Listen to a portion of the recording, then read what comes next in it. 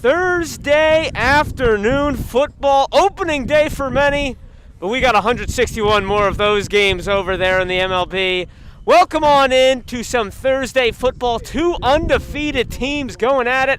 Penwood Patriots taking on the Chester Clippers. I'm Josh Safran filling in for Ray Dunn today alongside the Rap Curry doing color commentary.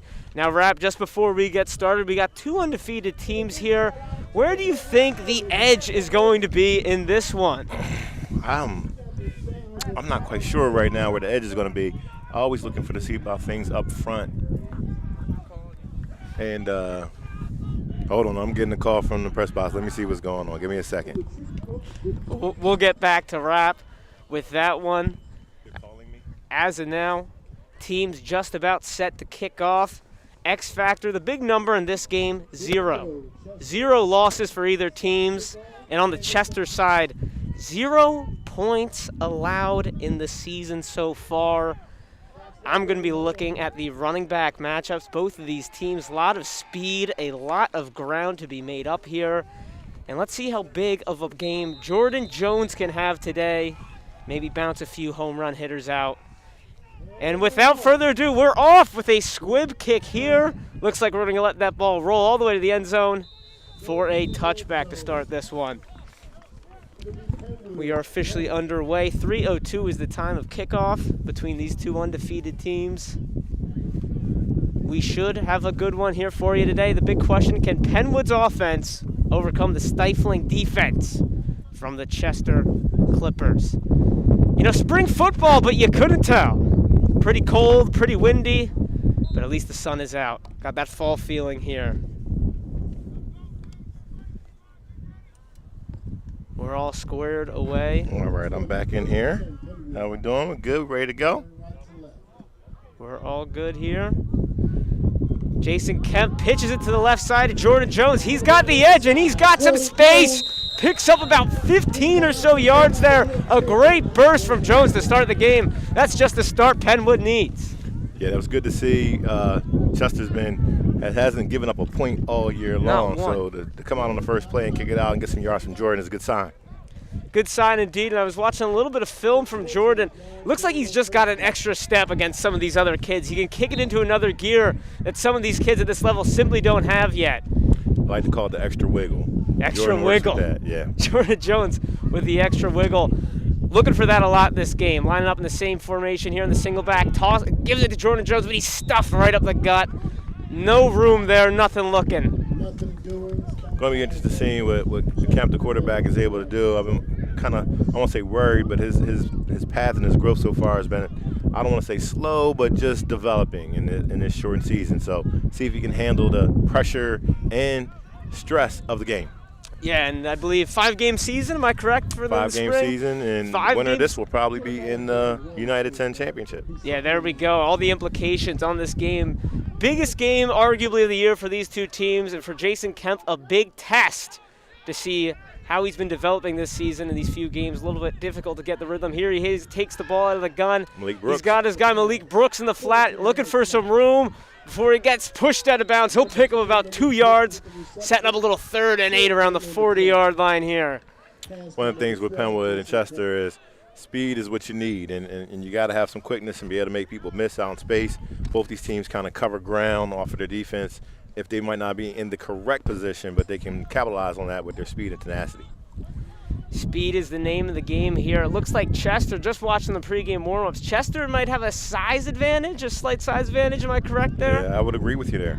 Yeah, but we'll take a look at physicality. Obviously, looming large here. As Rap said, 0 points as Kemp takes the snap in the gun. He rolls out to the left. He's got Jones on the corner. He brings in, makes a man miss, fumbles it out of bounds. Looks like he's just short, but we're going to have to see what the ref spots this one here. Should be close. What's the ref spot? Good ball by Kemp there. Got it out there. Gave Jordan a little time to work with. And not quite sure. Looks like they're moving the chains. They're giving him the first down. What a play by Jordan Jones there. It looked like he was stopped. No room to go. And he cut back in. Made one guy missed. Fumble might have actually helped him there. Pushed it right over the first down marker. nonetheless, a pitch to Jordan Jones. He cuts it back inside, and he's swallowed up. Good job by Jones to pick up at least a yard or at least a half a yard there. Nothing doing. It's one of those tough things. You gotta really put 8 in the box to really try to take all the way lanes from Jordan, but then you're leaving our other playmakers out there one-on-one. That's why Kemp has got to make some plays and give Mike Price and Malik Brooks the ball. Christian Hunt as well. Yeah, I mean, if anything, this first drive, establishing that run game, opening up that pass maybe for the next drive or in the future. Let's see when the Patriots want to take a shot here, but not yet. Going right up the gut to Jordan Jones, who picks up another 2 here before he's swallowed, setting up a 3rd and 7. Well, the one thing if you watch St. Penn games, you know, every possession is 4-down territory for Coach Troop. So we're going to see he's going to try to always pick up a few yards, put himself in short and manageable, even on 4th down. So we'll see what they come up with here to try to move the sticks. Now, knowing that, you know, you're talking about Kemp pregame, saying maybe a little shaky on the development. Early in the game here, you're going to go to the run, try to get those few yards, set up a 4th and manageable, or do you try to catch him off guard and sling it? I'm not sure here. It'd be interesting to see what they come up with right here. Receiver, 6. And it's a play action. Kemp looks like he's going to take it himself, tries the stiff arm, and that's going to be a face mask flag if I'm not mistaken here. Should be an easy 15 yards and a first for Penwood, but we'll double check that. I think you just got to love it. I think if you're a Del Val fan and seeing the progression that Penwood and now Chester is making over the last few years, to see them growing and in this spring both be playing pretty good football, I think we're happy about the level of play that's growing in our league. And yes, was a face mask indeed. An easy 15 yards for the Patriots here. Setting up, they're marching down on this team, as we mentioned early. Not a point. And Rap, how would you pronounce this kicker's name here for Penwood? Let's see what they got over here kicking the ball. Joseph Kapai, we'll call him that. Joseph Kapai? Joseph Kapai. I looked like his range was right around a 30-yarder. If they can get to the 20, looks like they'll feel comfortable enough to kick it as Jason Kemp rolls out to the right. He's got Jordan Jones wide open before he's swarmed. Nice 6-yard, 7-yard pickup there for Penwood, as you're saying, just putting themselves consistently in good situations to move the chains and keep marching down the field against Chester. I think one of the things he did is he got the ball out quick, and it was out there. You know, it was out there before Jordan even turned around, and that's what you got to do is get the ball out to the guys you're trying to get it to, give them a chance to make a play. Yeah, sorry to cut you off. No, there, I would right? say, but I was going to say to your last point, I don't think we're going to see the kicking game. We're going to see Troop on 4th down going for everything. Going for everything from the AD himself. He knows the team. Looks like a bit of a miscommunication there. Kempf kind of just had to improvise there and jump forward. Nothing going on. Looked like a little option play that fell apart. But back to your point about Kemp on that last pass, looks like the game plan is clear. Get a few rhythm throws in, get some quick out routes, have them feel comfortable, settle in, and just gain some confidence for the rest of the game. Interesting to see if that helps. And on a windy day like today, might not want to be airing the ball out too much. Make that spiral tight. Don't even want a wounded duck getting knocked out of the wind and fall into an orange jersey's hands today. Therefore, it'll be interesting to see we go here. Once again, we're back into that position of run, pick up a couple yards, and get close. Or usually what they've been doing was getting Kemp out of the pocket. But it looks like they're in a passing situation here. Yeah, we got Kemp rolling to his left, looking for anyone. He's got Jordan Jones, but can't find him. Throws it a bit low. Setting up a nice little 4th and 4 here. Gotta imagine they're going to pass it here. We're just thinking about that play call there, Rob. Well, it's what I like to see. I really like when Suber's in there and he's picking up that blocker as he's rolling out. I think if they could have got a little more time for him, he might have been able to make a completion there. But here we are, 4th and 4. 4th and 4. See what the Patriots are up to here. First true test for the Patriots. Big decision here if you're Coach Troop.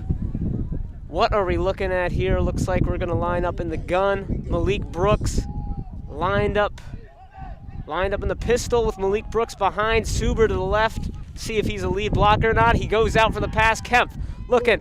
He's got Brooks. Brooks looking for some room. Tries to shake a man free, but no, he's going to get swallowed up in the backfield. No yards gained there, and we're going to have our first turnover on downs of the day. Chester taking the field with momentum now. A rough play there for the Patriots. Didn't even sniff the first down marker. Yeah, that was a big possession. I was anxious to see if Penn could put points up on his first trip down, but they weren't able to move forward and advance the ball. And Chester defense holds what they've been doing all year. Chester defense showing why. No points allowed. Penwood got off to a hot start. Caught a break with a face mask, but on that fourth down, nothing looking. Now Chester comes out here. Looks like we got Isaiah Freeman under center, and somebody jumped. Who's it going to be on here? That's going to be an offsides on Penn, what it looks like. Yes, indeed. Both teams, not a surprise in high school, but both teams really look to be going to their running game. For Chester, both teams with mobile quarterbacks, not afraid to scramble. Chester lining up Isaiah Freeman under center. Anton Sterling in the backfield, and he's the one who gets the ball, running to the left here. Got some open field, bounces off some tacklers before he's brought down. Nice little 16-yard run. Both teams starting out strong, getting a first down on their first touch of the game. Good strong run for him. Followed the blocks, had some room over there, took on a hit, moved the sticks. Chester's sideline feisty today. They came ready to play, creating their own energy. That's a term we hear all the time since we've had fans taken away from the stands. Create your own energy. Chester seems to be doing that today. Isaiah Freeman gets it in the shotgun, hands it off to Sterling. He's running through tacklers. Oh, he just keeps finding room, and he plows ahead for a first down. A nice 12-yard pickup for Sterling. Yeah, I agree. Sterling's coming out here and setting the tone out here for the Chester run game, and the Patriots have been really good on defense. Haven't had shutouts the same way that Chester has, but they've been really winning the battle up front. But the Chester offensive line is pushing the Penn Patriots away. No, they certainly are. We got Lorenzo Patterson leading the way at center for the Clippers over here in orange. Chester already marching down to the 40-yard line. Freeman takes the snap. He's going to keep it. Looking for a little hole up the middle. Bounces off a couple tacklers. Ultimately picks up 5. Consider that a win for the Patriots based on the way this game's starting here.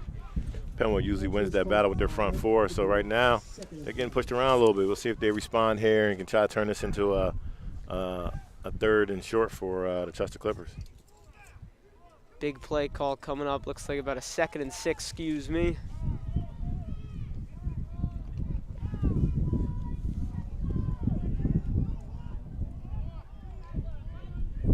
Chester lined up in the single back here. Anton Sterling, the backfield. Fakes the snap to Sterling. Looking for anything. Pressured. And that's Christian Suber bringing him down. Freeman looks to the ref for a call, but no dice. What a play by Suber for the game's first sack. There he is.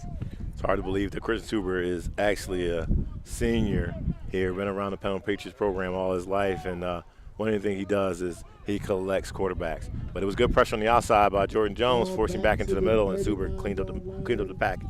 Suber been a 4-year starter. Big down for the Penwood defense. What you got, Patriots? Huge 3rd and 10 right now. Isaiah Freeman takes it in the gun, hands it off to Sterling. Sterling looks like he's got some room, and he's stopped. It looks like just short, depending on the spot. I got him just short from here, and the ref's going to give him a first down. Generous placement from the guy in the zebra stripes there. But ultimately, credit where credit's due. Sterling always seems to be falling forward based on his couple runs this game. Yeah, he's carrying a lunch pail out here. Definitely making his presence known. Really, he's got a good spark for the Chester Clippers out here. I thought they were going to end up having have a 4th and long as well. We got a first down here. Hands it off. I believe we got that Jimerson who has the ball. Seems to be a little bit of a faster, quicker change of pace back. He's going to get 5 before pushed out of bounds by Suber again. He's flying everywhere around.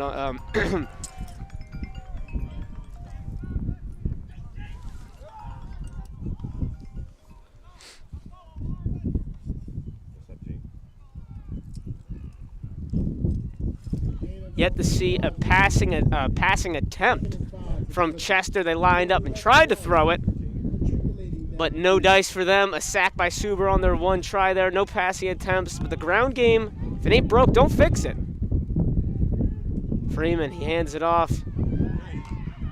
Looking for some room, a pop, he's dragging the pile. Once again, gonna have to see where he responded. Still dragging, still no call there. It looks like that's gonna be another first down from Chester. A few fans we have in attendance voicing their displeasures. Could have sworn I saw a little forward momentum stoppage there, but alas, no whistle. They're going to give him another first down. Chester seems to be dominating the ground game early. No reasons to go away from that yet. Got it within the red zone. Big game here for the Clippers. And they've come out with a lot of energy. They've definitely been watching the progression Penn was made over the last couple of years. I get the opportunity to work with Coach LaDonte Bell, and they are up for the task on this first opening drive. Up for the task indeed, and clear what the game plan is. Attack him inside, attack him outside, but yet to go over the air. There's Anton Sterling again. The little outside zone play. He's got blockers. It looks like he's going to run it in for Chester. Too easy for Anton Sterling. He got those two key blocks on the outside, and those are going to be the first points of the game. Chester takes the lead 6-0. Interesting to see what we do here. If we're going to get an extra point or a 2-point conversion and pour it on. Big time run. I mean, he had his mind on the end zone. As soon as he turned the corner, we only got one guy halfway close to him. He pretty much walked into the end zone there. Patriots just don't have the energy right now, and Chester's put it to him. Came out in the opening drive and did exactly what we were hoping the Patriots would do. Now, you mentioned the energy right there. I mean, is it an energy thing, or are you seeing something X's and O's, a small adjustment, anything like that next time around for Penwood? Well, I mean, obviously, you know, we're familiar with each other, and I know Penwood has a good understanding of the offense Chester's running, but they're just beating them. They're just beating them at the push, at the line of scrimmage. Speaking of beating them, Chester trying to pour it on, going for two, set the tone early. A quarterback keeper for Freeman, going around the left side. It looks like, oh, they held him. No, the ref signals he got in, a 2-point conversion, but a flag is thrown. Wondering if that's an after the play. Thinking those two will stay. And if the result holds, depending on the flag, it looks like an 8-0 start for Chester, asserting their aggression here. And another flag thrown. Curious to see who this is on, if it's going to affect the score here. I think this will be assessed on the kickoff, I would think. They were after the play. Yeah.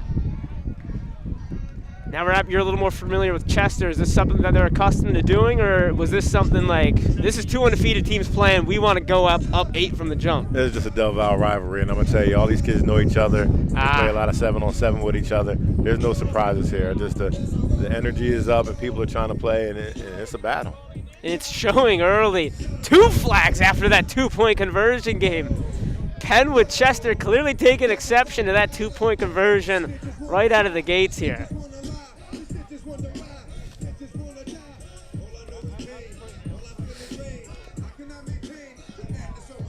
Long conversation with these 4 referees in a 5th.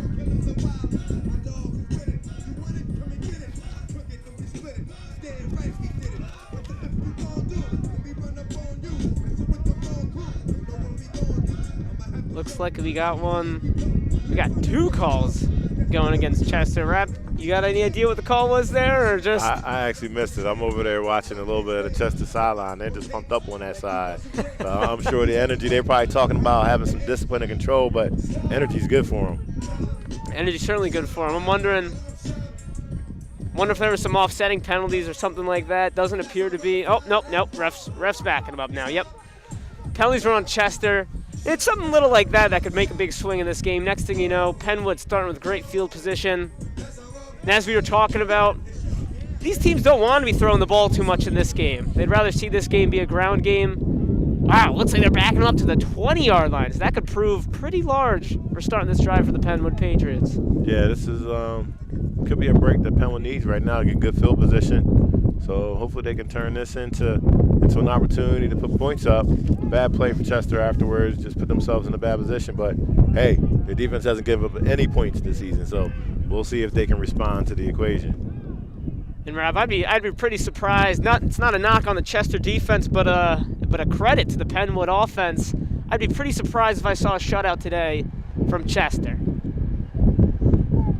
Yeah, I would be too. But until they're giving up points, They've been holding down the shutout. Yeah, you'll believe it. You'll believe it when you see it. That's right. A little bit of wind knocking the ball off the tee over here.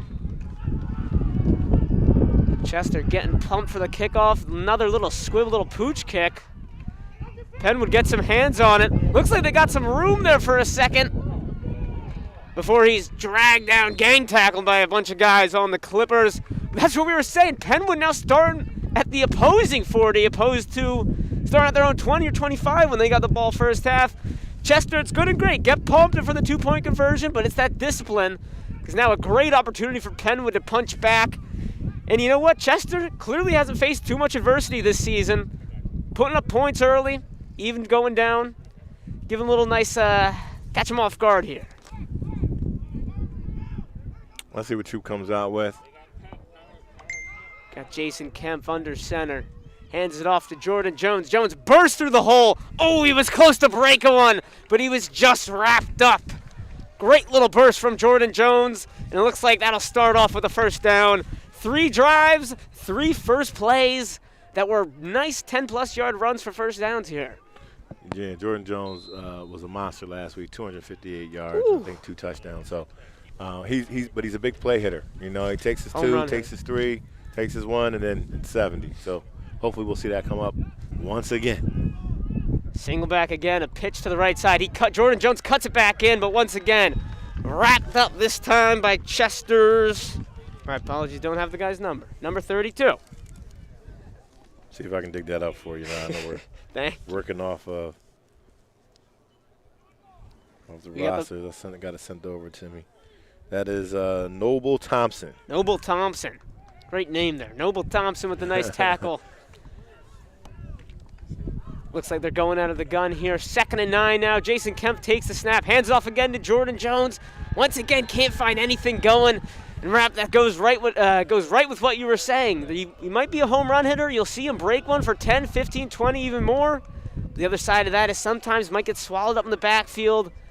Pushing him back a little there. Looks like it set up a 3rd and 11. And, man, you can hear Chester, the whole sideline jumping around.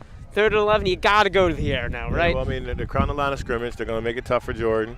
And somebody else is going to have to make a play. And it's going to be up to Kemp having to get the ball outside. And looks like we got a flag pre-snap. Wondering who this could be on. Sideline. Chester sideline's a little out of control. They're jumping up around, up and down, trying to pass the energy on to the guys on the field. And telling everybody what we call get back. Get back call. Snap. Jason Kemp rolls out to the right. Looking for anyone. He flings it up to Jordan Jones. Can't get it, but we got a flag in the area of some defensive holding. Mike Price was on the ground. He looks pumped up. Should be an automatic first down for Penwood here. Yeah, we can see on the replay there. Mike was trying to get free and get turned around. Jordan Jones trying to get free there and turn around, and he was held up a little bit on the play. So. Did they check the yellow one out, or did they stay in red? It looked like they stayed in red. Waiting on an official signal. Looks like we got pass interference, not holding. And that's going against Chester. Setting up an easy first down for the Patriots. That's a bailout play right there for Chester. Yeah, this is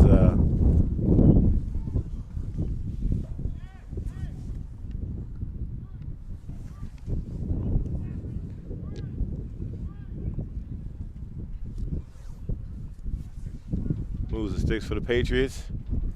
And now inside the 20 at about the 11-yard line. So here's where we are. That's where we are. Deep in the red zone. Can they put points up? First opportunity, and it's a handoff to that guy, Jordan Jones. He powers ahead for about 3. Just going to chip away here. Now, Rap, in this situation, would you consider, I know they like to use Suber a little more around the goal line. They sure do. But would you start, looked like you might have a hole right there if you punch it into Christian Suber right up the middle, lower his shoulder, catch him off guard there, or is he really strictly a 1-yard, 2-yard, goal-to-go kind of guy? Well, they actually have used Suber in the passing game down in this place, and also Mike Price. I like to see him run the ball, see if they can get a little closer, get it to maybe like a 3rd and 4 and 5 so they can have an option to do both. And another run. Jordan Jones once again up the gut, but nothing doing. Most likely our second to last play before we wrap up our first quarter here. A run game, a defensive struggle. believe only one recorded attempted pass. We've had an attempted pass that was negated by a penalty. We had Chester drop back and get sacked, but only one official attempted pass, I believe, up to this point. As we're about to wrap up the first quarter here, Jason Kemp lining up under center.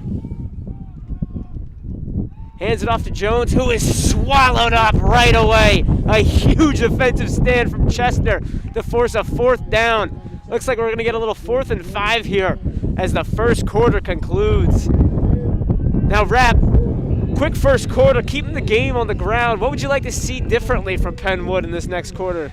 Well, I mean, truthfully, I wasn't really mad at the game plan. I mean, really, they got dominated on the run game in the first time around, so we'll see what happens. I personally would like to see them pass there and 4th and 4, give Kemp a shot at it on 3rd down, instead of now trying to have to put it there on 4th down. So we'll see it, but I'm guessing we're going to see him roll out here and try to see if we can find Mike Price or Super in the end zone. Yeah, I'd just like to see Kemp have the ball a little bit more and see, maybe that first option isn't there. Get a little check down going. Get the check down game going to Jordan Jones. And if that's not working, take it himself. I know the kid's got some legs. And once you get in that shotgun, get a few guys holding their blocks, find some pay dirt for Jason Kemp. But as you were saying, not expecting a kick here?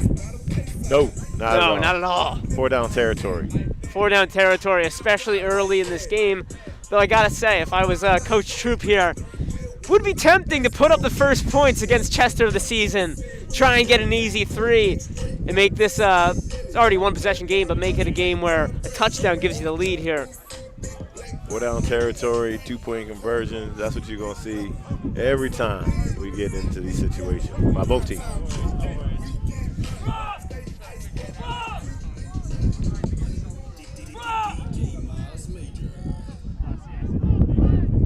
Wasting no time, getting back to action here in the second quarter. We've switched sides over here. Looks like we're gonna get a timeout. I learned today you get 5 timeouts at the high school level. Might as well use them. Now, Rap, you ever seen the 5 timeouts play like a big factor in terms of stopping clock?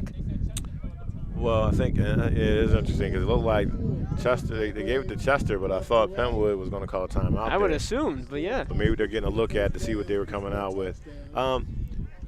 Coach Troop, what you'll see him do is he'll call timeouts on big possessions. They get to a 3rd and short or a 4th down. He's going to want to make sure that his team is running the play he wants to run, and that's the flexibility that he has out here at the high school level and what you would call the extra timeouts. Yeah, it was the first thing I noticed on the scoreboard. I'm so used to accustomed to 3 at all levels. My first thought was, wow, you really don't have to worry about time management. If some team's trying to run out the clock, makes it a little bit tougher with 5 timeouts in your pocket. Easy to burn 2 for strategies, save 3 for a end of the half, end of game situation when you want to stop a clock. But a big play in the first half here. No Suber. No Suber on the field. Yeah, interesting to note there. Kemp in the gun, no one around him. He rolls to the right, and he's just wrapped up. Couldn't find anyone soon enough. Blocking was not able to hold, and it looks like that was Sterling doing it on both ends there. Yeah, I think he made the commitment to run a little too soon. There was a little hole that popped open, but he didn't really give any of the receivers a chance to get open. And you gotta trust your legs, but you also gotta be able to trust me. You can throw the ball and get it in there. It's a term we talk about a lot. Dribbling a basketball, keeping your eyes up. Yes. Looked like Kemp just saw the hole, dropped his eyes a little bit too early, and got swallowed up by Sterling, who's been doing it on offense, now doing it on defense too. That's the thing that always amazes me at the high school level. You see a guy going full motor on offense, busting big run after run, then he comes up on the other side, gets a goal line, 4th down sack. Well, I mean, truthfully, once again, another big stop by the Chester defense. Another big stop. Last one was on 4th down. They had a short field, on the verge of giving up points. Come on, Suber. Looks like Suber jumped there. Yep, it's going to go against them. That is big. Getting them out of the shadow of their own end zone. Starting off again with another 1st and 5. Back-to-back drives. The only thing that would maintain the pattern of today's game, the Anton Sterling 1st down run here.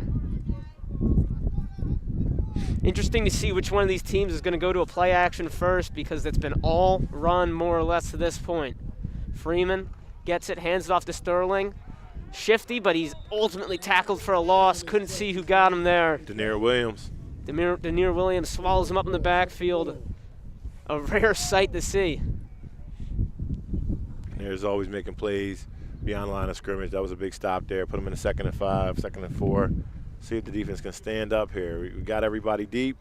See if they can put them in a 3rd and long or a 3rd and short, and see if they can make a little bit of pressure with the passing defense. Isaiah Freeman takes a snap, hands it to Sterling. Sterling on that outside zone again.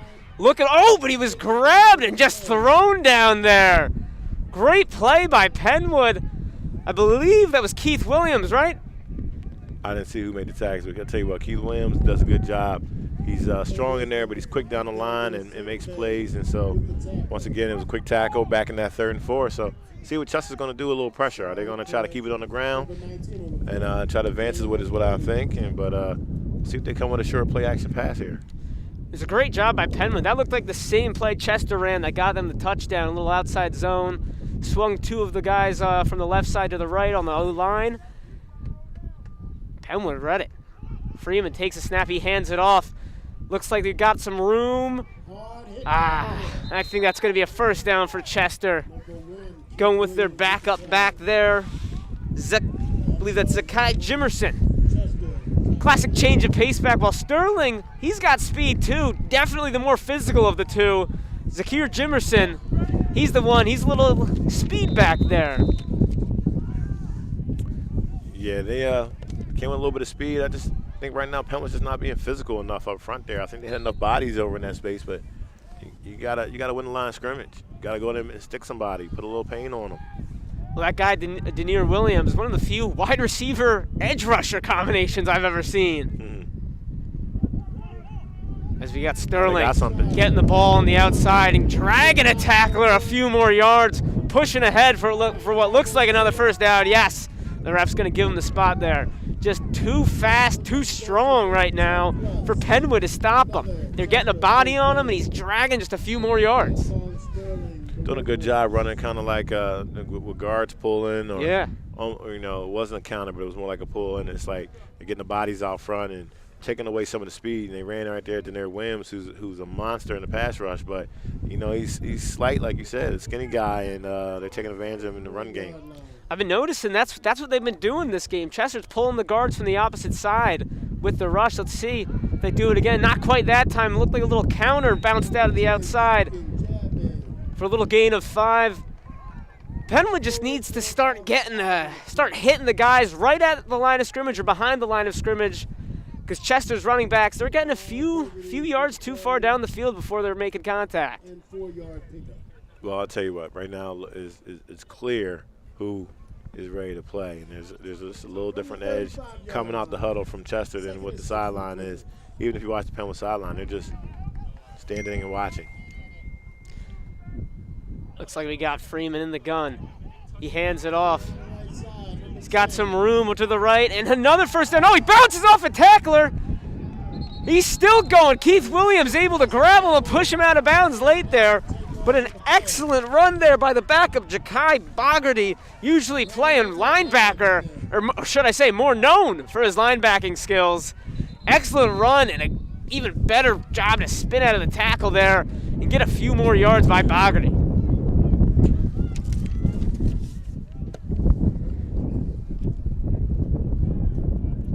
Looks like we got a timeout or an injury here. Can't quite tell. Either way, a break in the action. And once again, neither of these teams looking too thrilled to air the ball out. And Rap, back to your point about the energy. I got here around 1:30 and Penwood, they were standing around. They were doing some preparation. Chester got off the bus probably an hour later. You got to wonder. Too much standing around, too much preparation sometimes. Not the best thing. Yeah, we know it's a weird space that we're playing here, playing in the spring, and also, you know, this is a game that we be packed. You know, we have both these sides packed right now, and we're kind of doing senior day today, and it's just a little bit of a weird space. We're on spring break, so we're not definitely in a regular schedule, but look, it's football. gotta get out here. You gotta want to win. You gotta want to be able to put your body on the line, and that is the question at hand. Yes, indeed. Yeah, it's football. Doesn't matter when, doesn't matter where. That would make sense. I was wondering, Thursday at 3. That can't be a normal time. But yeah, spring break, answering my question there. There you go. No games on this weekend here. As we return to play, Chester, Freeman Pulling takes the again. snap. Quarterback Oh, a little kept it read this option. time. He takes it himself. He's got room. Oh, and a nice hit made by Malik Brooks to stop a big play. It looked like it could have been a big play on the read option by Isaiah Freeman. Chester's just a little half a step ahead of us. I mean, they're not doing a lot of things, but they're winning on the line of scrimmage. Everybody's trying to play. They're following the guards. Quarterback kept it this time. It was a good read option, and hey, they're moving the stick. Started at the back of their back about the 4-yard line, and now they're out here across midfield. Yeah, these are the kind of drives that'll keep you up at night if you're Penwood. Just a slow march down the field. Once again, no passes attempted on this drive. Looks like Penn would try and bring some pressure, and it works, but he bounces out of it. Bogarty finds some space. He was close to breaking one. He slams the field because he knew he could have broken one big. But I like that call there from Penwood. They were bringing the pressure, hit him 4 yards behind the backfield. But great job by Bogarty to break out of that one. Chester grinding it out like a bad pair of brakes. Just grinding. Just grinding indeed. Yeah, it's one of the things in Del Valle right now, and we've been different. The last few years we were spreading the ball around and getting the ball down the field. Right now we're kind of running the ball in the box, and it's similar to what the teams used to seeing. It was a little different when they had to play our passing game and our option, so it's not as easy to make up the points. No, not as easy, and there we go. Oh, a great tackle by Keith Williams getting in there in the backfield, stopping Sterling, who's been having his way through this game.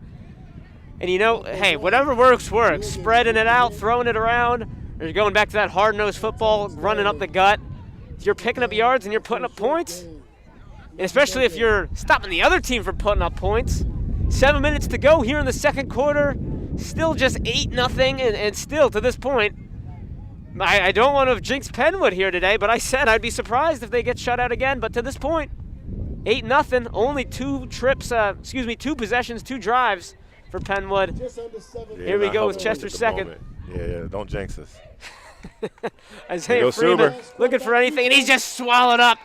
Looks like Keith Williams was going to get credited for the sack, but it was Christian Suber who came speeding off that edge and forced Freeman to step up in the pocket right into Williams' arms. As we would say in Penwood world, he ran into Suber. He ran into Suber. Christian Suber celebrating that sack like it was his own, and he should. That was all him coming in off the edge, setting up a key 3rd and 13. Something that we haven't seen too much for Chester. A passing situation. And here we go, Freeman in the gun. No one around him. He's getting rushed. He throws it out. And he has a guy trying to make a few guys miss, but nothing doing. He's going to get swarmed by a bunch of guys from Penwood, but there is some laundry on the field. It looked like they tried to run a little screen there. Penwood D-line is always quick trying to get up the field, and then they dumped it off to him. And one little nifty move, he came back to the middle and into all the defense. Rap, any idea what the flag's for? I usually think in this situation a hold. Hopefully it's not a face mask. Let's see, big call here.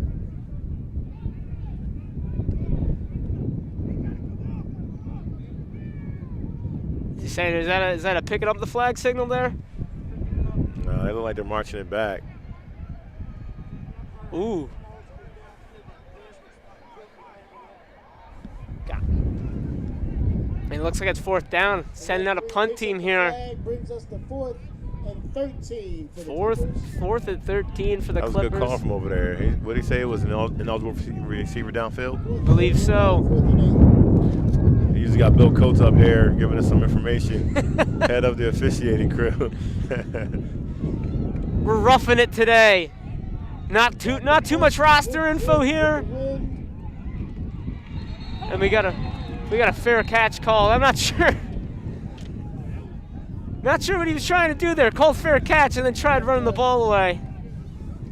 looks like we're going to have a touchback, I believe. That's an interesting. I don't think I've seen that before. I got a lot of football games in there. So did he fair catch that down there at the line of scrimmage, or? I mean, he fair caught it, and then he tried running, and then he was jumping up and down like he forgot he fair caught it a few seconds ago. Okay, all right, I missed that. But the question is, did he fair catch it at the 5-yard line? Yeah, looks like he did. I was assuming he was in the end zone if he was just going to call a fair catch or something like that, but yeah. That's a rough There's a little start. confusion there. I don't think he was trying to fair catch it, but that was the call that was made. And he had some room. He certainly had some room. I believe that was Mike Price with it, but we got handoff to Jordan Jones, who's bouncing it out. Got a little room before he was wrapped up there. Short gain on the play. Tough spot here for the Penn offense. Not like they haven't moved the ball, but they haven't really been creative with it at all. And 2 yards on first down. No, you want to really get yourself out of here so you're not in a punting situation down here, but it's a little bit tough. yeah, it's certainly a tough situation, and some of their few successes this game have been on pitch plays. Might be a little bit more hesitant to be tossing the ball around this close to the end zone. And the handoffs up the gut have not been going too many places. And there's an outside handoff to Jordan Jones, looking for anything, and a flag thrown in the area of holding here. We'll have to check with the ref here on what that is. My best guess is holding, however. We lost the sun. It's getting a little chilly out here already. Looks like holding against Penwood. That Oh. was coming back. That is a rough call indeed. Holding is going to be called on Penwood. But you know, look at the bright side here. Get a chance to do second down again. Didn't pick up much there. But the shadow of the end zone looming large. Sun going down. Not too many shadows at all. Really feeling like fall football right now.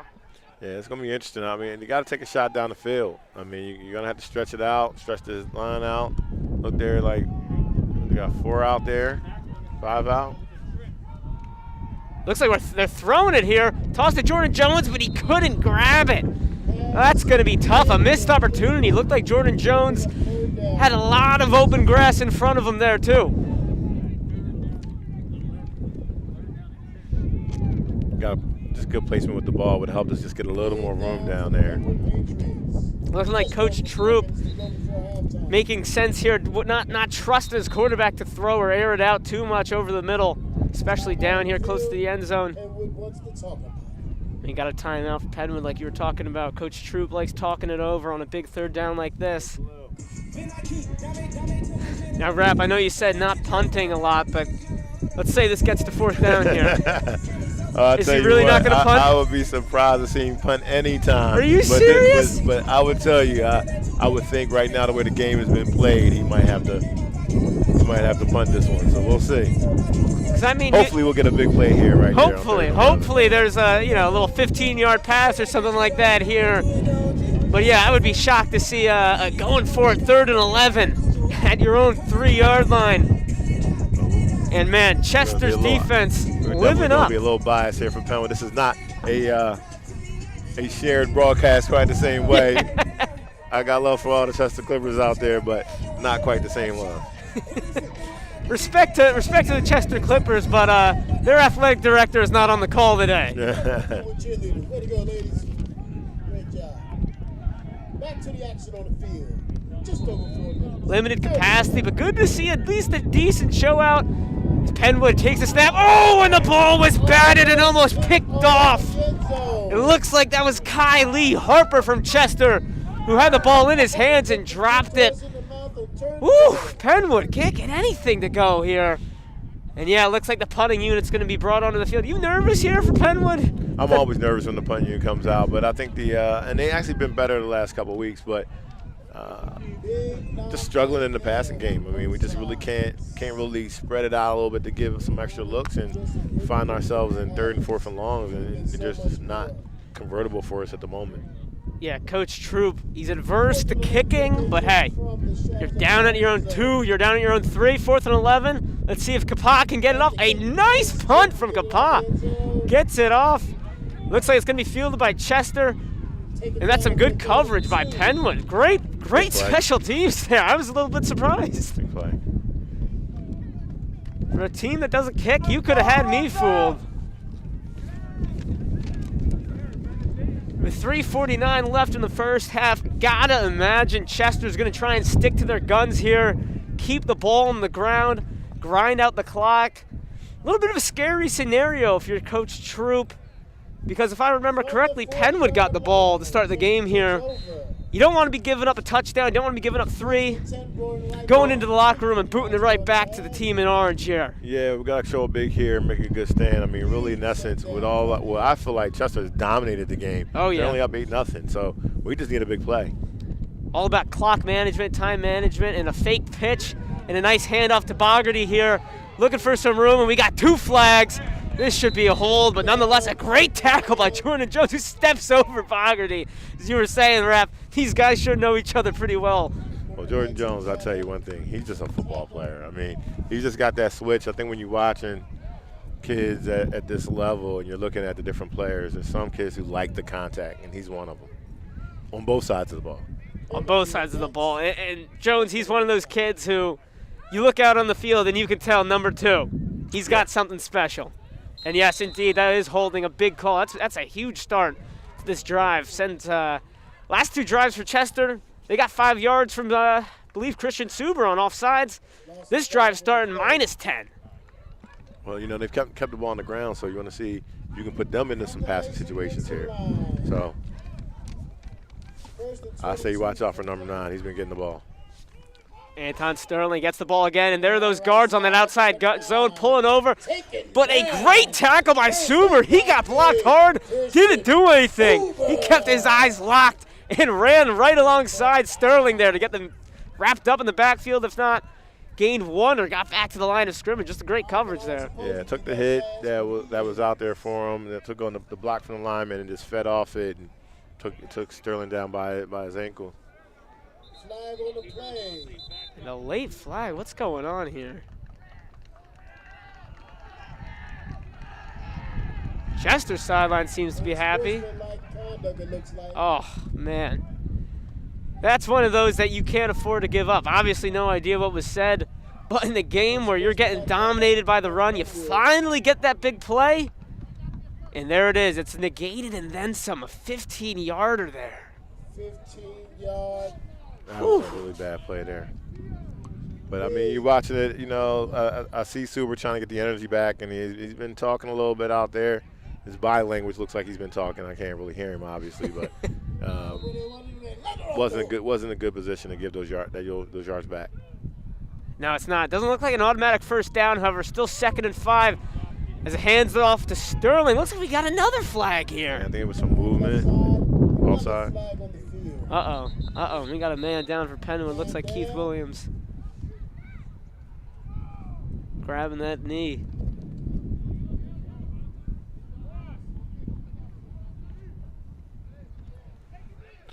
And here comes in the medical staff. We always got to give shouts out to Angie Buchanan. Puts in a lot of work.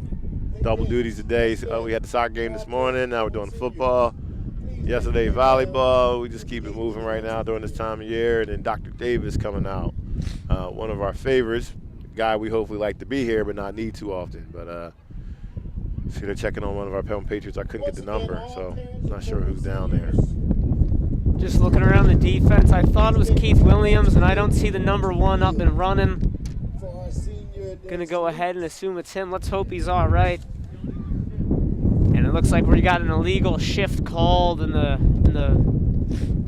prior to the injury. So when we come back to action, we'll have a 2nd and 10 for Chester. Now, Rap, as an AD, you've been working overtime with all these sports happening in the spring? 6 days a week. I mean, we're 6 days a lot anyway, but when we schedule it, we usually have multiple games on a day, right? So we can have a couple days off, but with COVID-19 procedures, we've been trying to make sure that we spread it out and only have like 1 game a day. So while it doesn't feel as overwhelming as far as multiple games a day, there's no days off. Yeah. So it just makes for it. It's been a long 5 weeks. Well, see, we did this process for 8 weeks, and we got about a week and a half left. So, you know, and then we'll be right in the spring. So we pretty much did all 3 seasons from January 1st all the way up until a little past Labor Day. Yeah, 3-1, and by the way, Keith Williams, it was him, and he Okay. seems to be limping, but great to see him walk off and doing okay here. 2:30 to go. We return to action. 2nd and 10, Isaiah Freeman lined up in the gun, looking to see if Penwood can get a stop here. Some pressure, oh, but it was an Great draw. HB draw here with some room. Oh, and a big hit. Number 1 for Chester, Zaki Jemison with the carry. Not enough, big hit, but not enough. That's gonna be a first down for Chester. Great play call. Rap, you said it a little bit. The creativity showing from Chester here. They had me fooled. I was looking downfield for the pass. Next thing I knew, Zakir Jimerson scampering 5 yards down the field.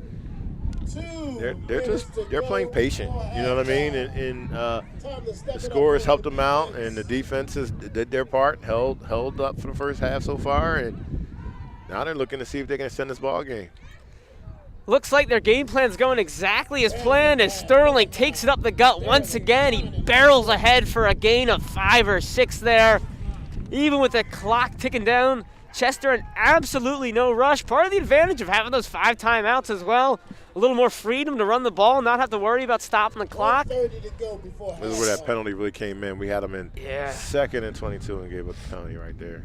They let him off the hook. 2nd and 4, hand off to Sterling again. Oh, and he gets upended there. Looks like Danier Williams with the big stop. What a play. But you know what I'm noticing here? I'm not noticing anyone on Penwood getting up and cheering them on here. That's the energy we've been talking about. And there it is. Timeout called by Chester, stopping the clock, 3rd and 2. Just over a minute. Big play coming up. Maybe see him go to the air here. Last call for all the parents and guardians of our Yeah, just not seeing that energy from Penwood, and I noticed it. We noticed it right off the bat. That was a play that I saw. I could have sworn. Get some guys, I would say, off their feet. I mean, no bench; they're already off their feet, but yelling and screaming for their teammate there. Not so much now. Chester's just been setting tone, dominating time of possession in this one, and all things are pointing to Chester running out the clock and getting the ball back to start the second half. It's a long minute forward we got to go here. Trying to see if we can keep them out there, right inside the 20-yard line, and we need somebody to come up with a big play, try to make this into a 4th down situation. Love to see a nice 4th down situation, especially with all the timeouts. Get the ball back with some decent time. 3rd and 2. Just do something. Get anything going if you're the offense. Points may be hard to come by for the first half ends, but just get some of these players some confidence going into the locker room and something to build off of in the second half. Most importantly, keep it a 1-possession game.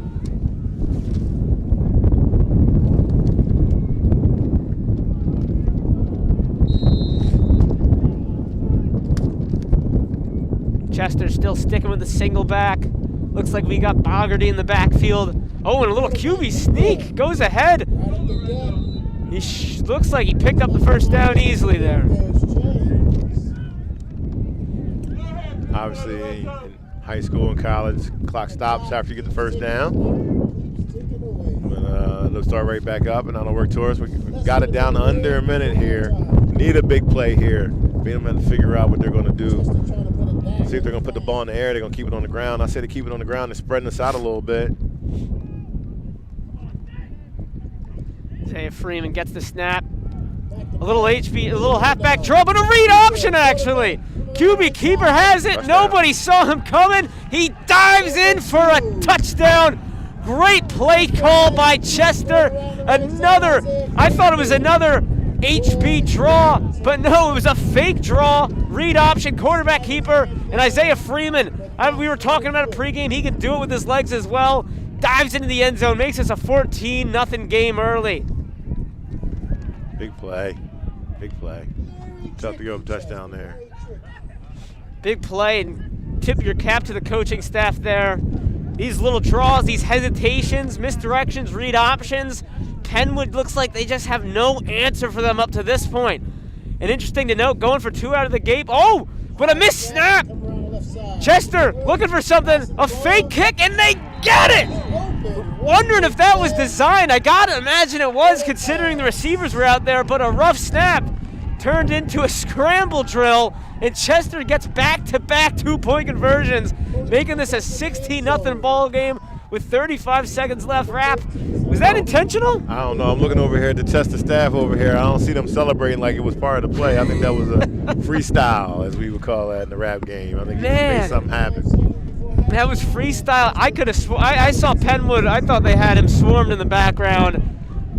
But, man, was that Bogarty? It looked like it was Bogarty who had the wherewithal to see that was a bad snap, find a place in the end zone, sit there.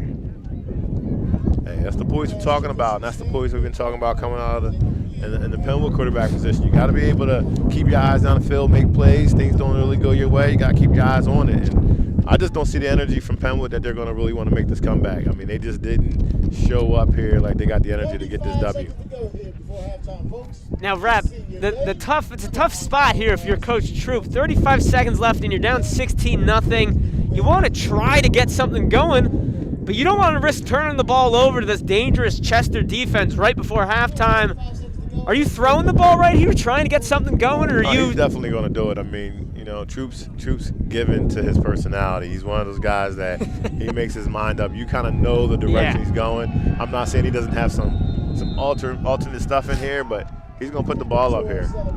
He's not one to take a knee and then go into halftime and take it back. Penwood's still looking for points, and as we were saying, still trying to put points up against Chester.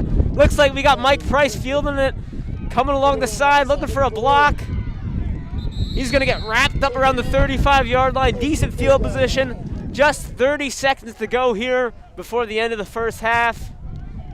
The big question here, can Penwood get anything going?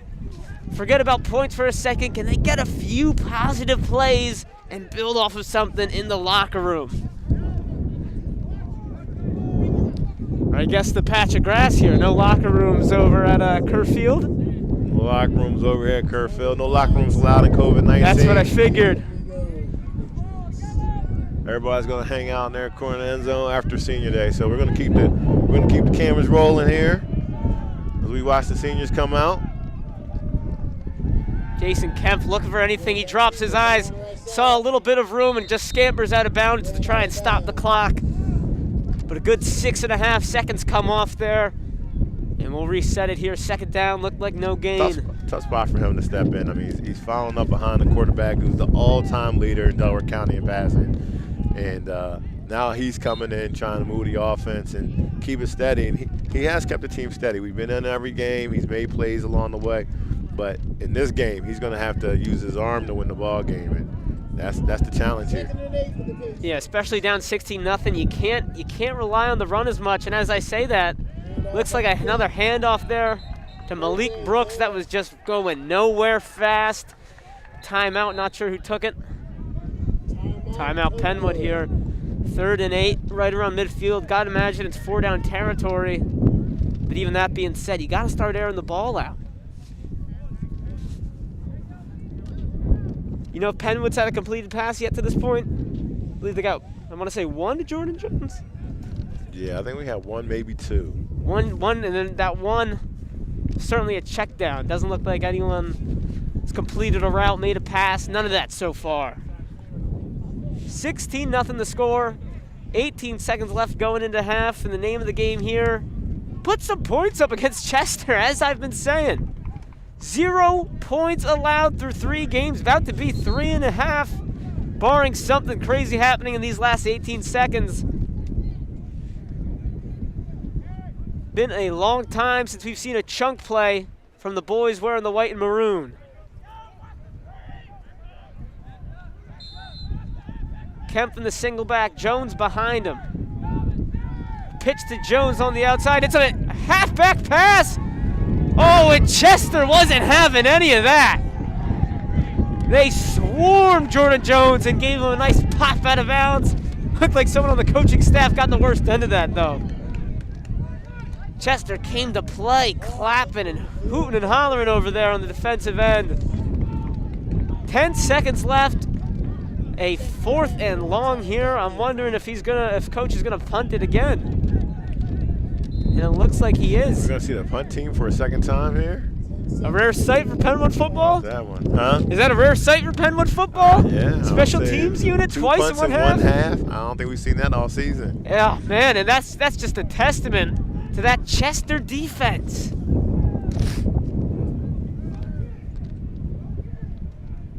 Paul gets it. He punts it, a line drive. Bounces into the hands. Oh, but he's wrapped up by Mike Price. Usually catching some passes today, not doing any of that making up for it. Maybe getting some frustration out of the way on that coverage. Yeah, that's the tough part right now, him being in the Penn offense. I mean, he's definitely a threat out there. We just can't get the ball out to him. Now, I noticed watching just a few highlights of some other games, it seems like Penwood has had a knack for forcing turnovers, getting in there and prying the ball loose. Chester seems to be just more poised, a little more experienced, no worries about holding onto the football or errant passes so far to this point. 4 seconds left. You expecting Chester to just sit on it and head into the locker room, the fake locker room? Yeah, I think they're going to take their 16-0 here, and yep. It look like they're.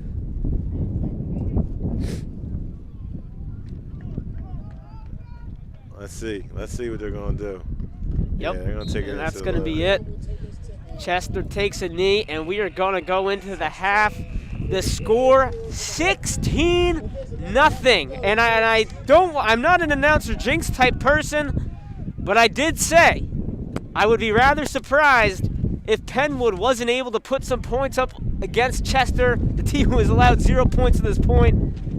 But here we are at halftime, 16-0. It's clear Chester has been dominating at the line of scrimmage in this game, running rampant on Penwood, and then stuffing the run. Jordan Jones last game ran for over 200 yards and got 2 touchdowns. Last season, Jordan Jones, a first-team All-Del Val player, a second-team All-Delco player. He's had a few good runs, but unable to get anything. We're gonna stick right here at halftime. It's senior night for Penwood. Not the way you want to start a senior night, at least. Maybe a little bouquet of flowers. Senior night, Mr. Official. Let them know it's senior day, so we're probably gonna need a little more time.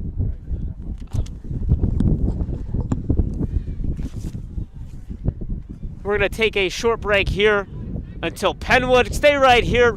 Penwood's gonna come out, do a little senior night. We'll keep the cameras going, but I'm gonna hop off for a quick second and catch you for the second half. The score 16-0. Chester dominating this one, and we'll see you in the second half.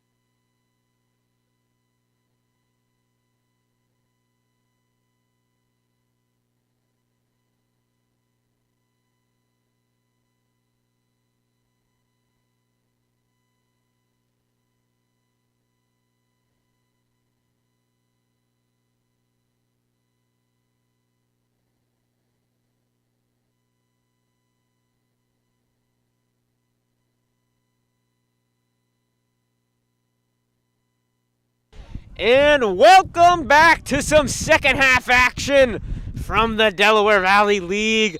Chester up 16-0, still have not given up a point in this season as Penwood boots it away to the Chester Clippers in orange. Trouble getting the ball here. It's fumbled. Can't quite see who has it. Where's the ref pointing? This could be a humongous swing of momentum, but it looks like Chester has the ball. That would have been a huge swing for Penwood, who has not been able to get anything going up to this point in this game. Almost a pseudo onside kick there.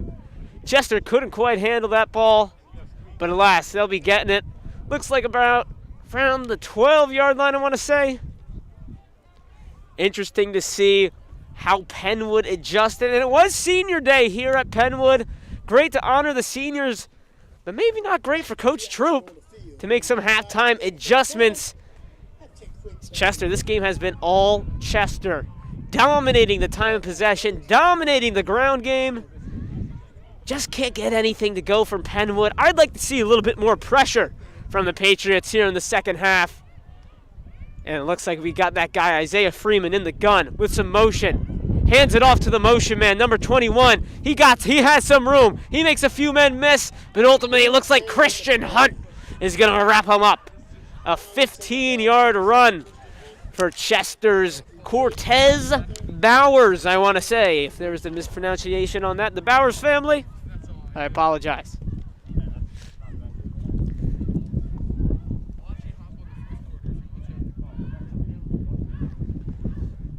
Chester looking ready to go here. Interesting to see if they're going to pass the ball or if they're going to be forced to pass the ball at all here. Freeman takes it, hands it off to his guy Sterling. Looks like they're just running that outside zone again. He's got some space. Couldn't see who brought him down at the end there. But again, another chunk yardage for the Chester Clippers. Oh man, I mean, if you're Penwood, you got to start seeing that play coming. It looks like they're just running this outside zone play, pulling some of the guards from the opposite side, and it's working. Interesting to note, looks like we got number 11, Denier Williams. He's back on the field here. The wide receiver / edge rusher, a rare combo. We were talking about it earlier. Chester looks like the bigger team here. There's another handoff. That's not their main guy, Sterling. They are able to bottle him up there. That's interesting to note here. It didn't look like they pulled the guards like they usually do or have been doing on the more successful runs. Made it a little easier for Penwood to get to their guy. A little less trickery, a little less window dressing, as they say on that one. Setting up a nice 2nd and 10.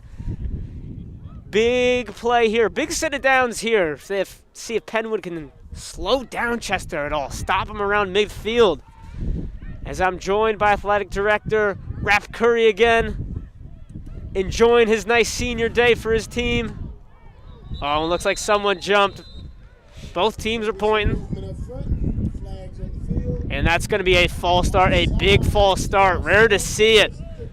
Stopped at the line of scrimmage on the first run. And now moving them back 5 yards, set up a 2nd and 15 around midfield. Don't want any unsportsmanlike penalties right here. Yeah, it was, sorry for the late, a little slow delay. We had senior day, and then I've been out here all day, so I stopped in the concession stand and got some coffee. So now I'm back ready to go. Yeah. You can pass on some of this energy to the defense. Got to stop this running game. Yes, indeed. No one's giving you a hard time for coffee. You heard the man, 6 days a week. And I'm middle-aged. Oh, man. What happened there? Looked like Penwood thought the ball was snapped for some reason. They're calling it a fumble. Wait, confusion? Confusion out there on the field. It looks like Penwood thinks they have it. It looks like it could be. I'm waiting on the Penwood celebrating like they have it. I'm waiting for a signal. A flag was thrown as well. Let's see what the ref signals. Yeah, I think so. Oh, they're going to call another false start on Chester. Hate to say it, but that does make a little bit more sense. Another false start. Rap, you got any idea what Well, it looked like it was Jordan? I Who's really, I'm probably one of the. I run a close line to athletics, so I'm probably a hard line in there places. But Jordan Jones was on top of the play. yeah. You know what I mean? While everybody was trying to figure it out, he came from the secondary and was on the ball, so he's paying attention. Like you were saying, Jones, just an absolute competitor, a gamer.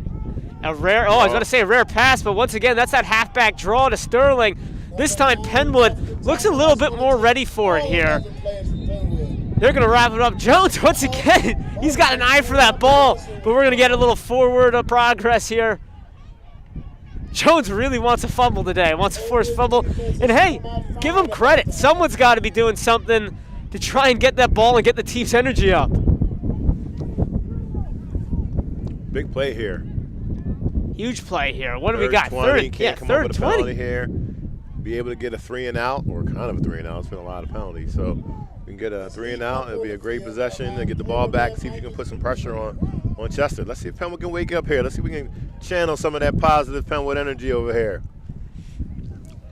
Senior day. We got some fans in the stands. Maybe a little People bouquet. outside visiting, Yeah. watching the game. Penwood's defense playing on their toes.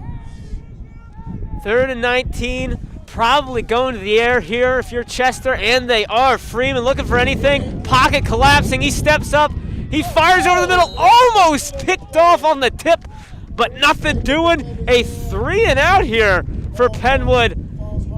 Or I believe, I'm not sure that was a 3 and out. I think Chester got a first down to start, but nonetheless, Yeah, there you go. a great stop here to force a 4th down. They're bringing the punting unit out. And there's a guy, I mean to cut you off there, but No, you're good. there's a guy we're not getting the ball to, and that's Mike Price, and he's back there right now. We need a game-changing play. We need something that can switch the momentum of this game. So let's see if he's got it. We're down by not only 2 touchdowns, but 2 two-point conversions. We need a big play from somewhere. Here comes the punt. It's up. It's short. Doesn't look like the Penwood's going to be able to field it. And it's going to nestle right here at the 30-yard line. Decent field position for the Patriots. And like you were saying, Rap, you got to get Mike Price involved here. And I would go as far as saying you got to get some of these other guys involved. A lot of standing around, a lot of guys not touching the football. Where do you start getting creative here? Maybe start running some misdirections, some end-arounds, anything like that? I'm surprised we haven't seen, Droop is a big guy on his leaders. And I know Malik Brooks is one of those guys. I'm surprised we haven't seen him under center yet. Even on some option, some read option type situations. Like I think that we're a play or two away from being able not only change the game, but to really get the team in the right possession. And we got flags Too many people indicating on the field. Yeah, I was going to say. When you see 2 refs throw those flags that quick, got to be too many men on the field. Malik Brooks might be the guilty party. He seemed to know it. Ran right off the field. Not what you like to see, especially coming right off of a rare stop for Penwood in this game. Your first play, too many men on the field. It's little errors like that you got to clean up. There goes Jordan Jones. Oh, there it is. As we were saying, a misdirection to Mike Price. He's got some space, looking for a block. Can't quite get the block, but he pushes forward, and he'll pick up the first down. Exactly what we were talking about before the play. When do you start switching it up because what you're doing wasn't working? 2 birds with 1 stone right there. Mike Price touching the ball and a little trickery from the Patriots. Yeah, I mean, and that's one thing that Coach Troop likes to do. He likes to get the ball in the hands of his playmakers, but we've been able to win games by keeping it conservative, and I know he's trying to keep Temp out of some tough situations, but I love it on first down. Let's open them up. Let's see what they can do. See if they can truly cover us. Yeah, love that little trickery there by the Patriots. The next thing I'm looking for, it's got a little play action. Looks like they line up in the weak eye here. Hands it off to Jordan Jones, who goes right up the gut. Nice burst for 6 yards there. Starting to see momentum slowly shift in the Patriots' direction. Jones Jr. maybe took a little time off during senior day. Got his mind right there. Is ready to get back to it. I'm going to tell you a play last week, and they tried to run it here, but it got snuffed out at the end of the half. It was a halfback option. Yeah. Let's see if he'll pull that back out. We had that earlier, and we underthrew. It should have been a touchdown 2 weeks ago, but let's see if he pulls something like that out. Handoff, Jones spinning. Not quite this time. Just a handoff for Jones. Looks like he's going to be just a yard short. But as Rap's been saying, Troop, Coach Troop here, not a 4th down guy, 3rd and 1, exactly where you want to be if you're Penwood. Probably see a couple more runs here. Now, Rap, what do you say about a shot play in a situation like this? Try and catch the other team off guard, or do you not have that faith in Kemp at this point in his career? Nah, truthfully, you want to keep it simple for him. Let him stay within the rhythm of the offense. Try not to do too much. They're going to probably hand it off here, which they did. Yes, they do. got stopped, But though. there's nothing doing there. That's going to set up a 4th down. Chester was all over it. Fist in the air, 4th down. And on the other flip side of that, now seeing Chester bringing the pressure that time, you don't want to make Kemp, you don't want to force him into making it a decision too soon. Get a sloppy pass, especially on such a 3rd and short. Well, you know what's been interesting with the Chester defense is they haven't been dominating. They haven't dominated, but they've been big. You know what I mean? And so that was a play right there where you're expecting us to get a 1st down, keep it simple, get a yard or two up front. Now we're in a 4th down, and now we're in a situation where we got to make this play. Yeah. 4th and 1. Yeah, I mean, little QB sneak here. I'll get back to that after this play. Oh, but a delayed handoff by not planned there. Chester saw it coming.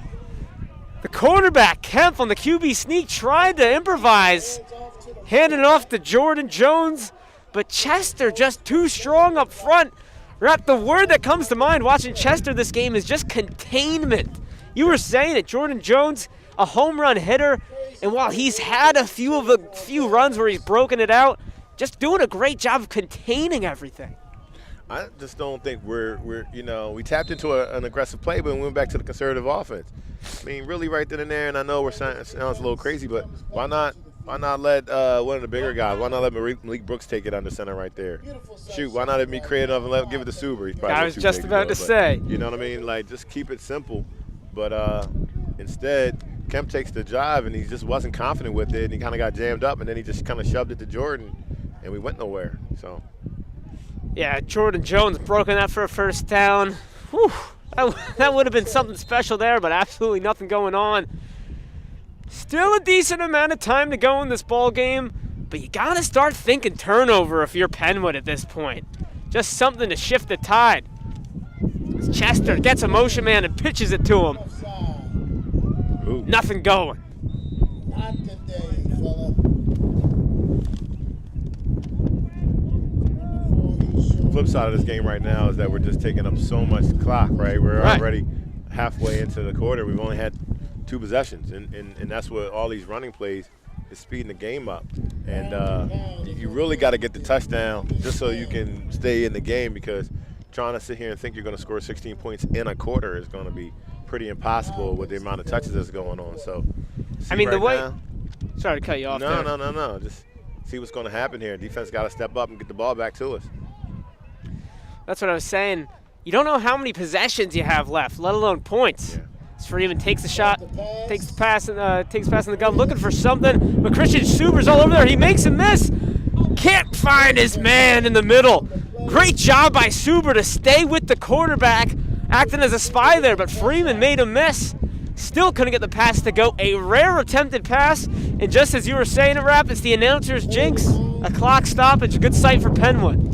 Yeah, that was a big play there, and it was good coverage by Brooks. I mean, really, Suber kind of had him and gave him a little shift. Lost Suber, bought a couple extra seconds, could have made a completion there without really having to throw it that far. But instead, we got an incompletion and stops the clock. We hate to talk about stopping the clock in the 3rd quarter, but it's helpful. That's just the way the game's been going. Defense flip sides, see if Daenerys Williams can make a play. Big 3rd and 9 motion man from Chester, not getting it. Freeman gets it, looks like a pass. Here it is. He scrambles to the right, but it looks low, incomplete, says the referee. And even if he caught it, can't say he would have had too much room either, as there's that guy, Mike Price, doing it on both sides of the ball. He was swarming them. Setting up a tough 4th and 9. Looks like the punting unit's coming onto the field. And 2 incompletions in a row. Best case scenario right there for Penwood. There's not a chance to even get the ball in the hands of Mike Price. I'm looking for somebody that can make a play, and it just hasn't manifested. We got both him and Jordan back there. We don't got any coverage on the side over here. There he goes. There we go. Cepeda, I believe that is, gets out on the right side.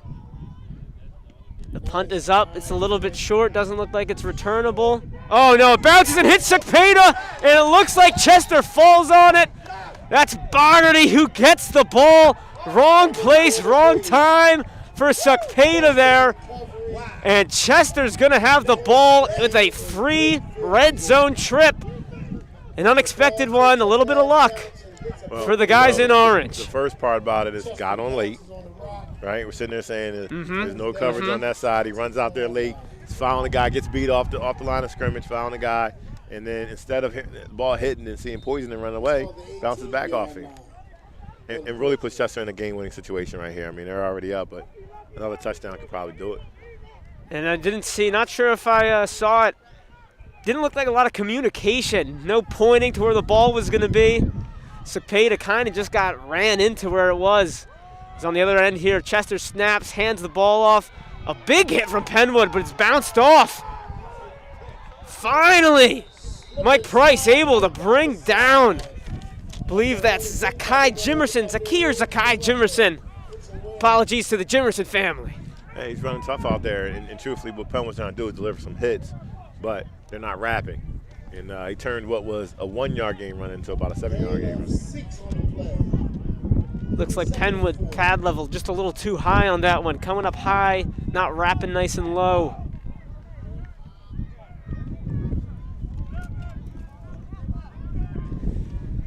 Not only another red zone opportunity, Chester just another opportunity to tick that clock away. And there he is, Jimerson again. He's got some room on the outside. We'll get the first down, no touchdown, not very close, but a goal-to-go situation. Looking about 6 yards to go to pay dirt here in a 16-0 game. A touchdown would be absolutely back-breaking. From the 6-yard line. Nothing too crazy there, just another outside zone play that Chester's been going to. Appears to be their bread and butter in this one.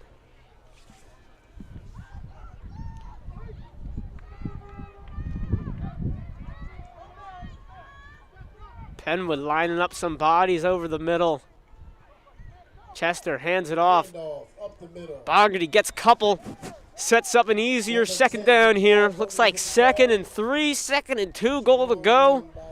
Expect anywhere from 1 to 2 more of that same plays here.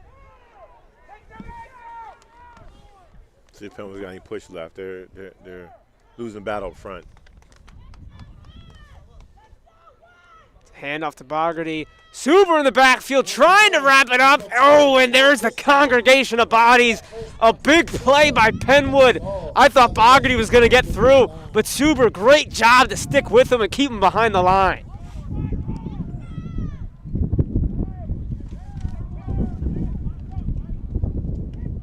Ron Stevens in there to clean up.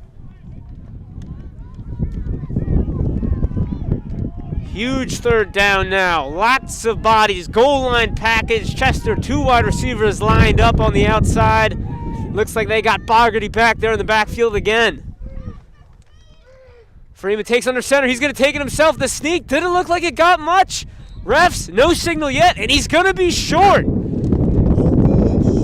4th and inches. Goal to go. So far, the play of the game in this one. If Penwood has any chance, don't want to say any, if Penwood wants to have a better chance of coming back in this game, it starts right here on this 4th and goal. Man, oh man, I wish this was a Friday night in fall. You know everyone would be up on their feet for this one right here. Penwood looking for one goal line stand that can help swing their momentum, and maybe put some points on the other end, but it all starts here.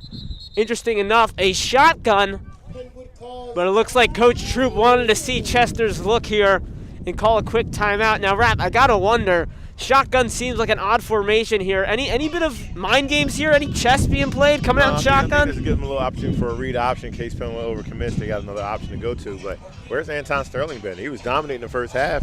We didn't see him get a touch that here in the second half unless I missed it. But it's in the short yardage tight situation where he's been winning up front. I'm surprised he's not getting the ball. Yeah, that's a good point. I think Sterling took maybe 1 carry early on in the second half. I see him in the huddle. Doesn't appear to be an injury. I don't know, maybe want to get some of these other guys some looks here. Maybe coach saw something in the first half, but that's a good point. Sterling, not only their best back, their biggest as well.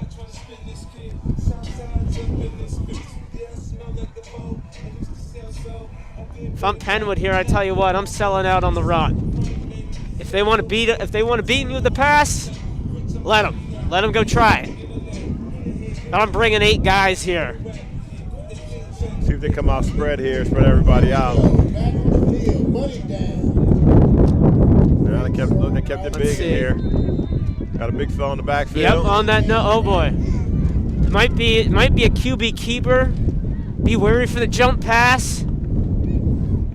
QB keeper indeed to Freeman. He pushes forward.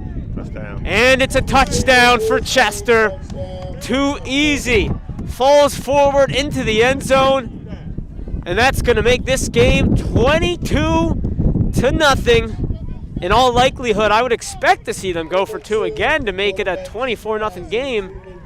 But I may have spoken too soon. It looks like different units coming on the field here.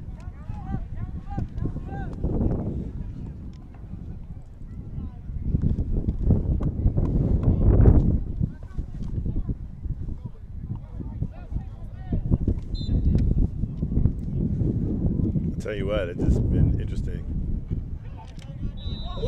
A nice block kick.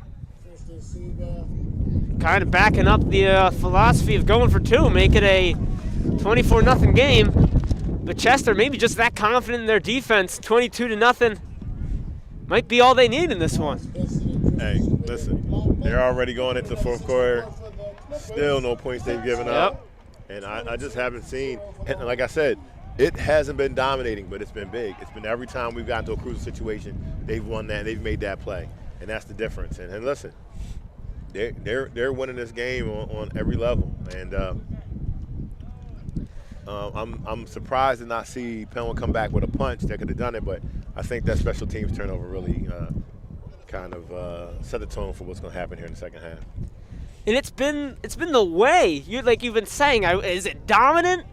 Well, I would say just based on the stats and the score, it's a dominant performance by Chester, but it isn't necessarily dominant. Penwood is getting some open room, at least running-wise, but it's been a very slow, it's been a very methodical marching down the field for Chester, and I think that's really taken the life out of Penwood. I mean, typically, you see a special teams play like that, guys get excited for their special teams guys blocking an extra point.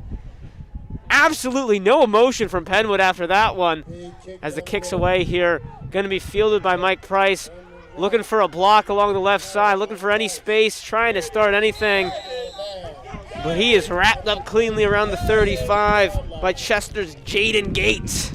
Closing the gate on that one. Going to start on the 36.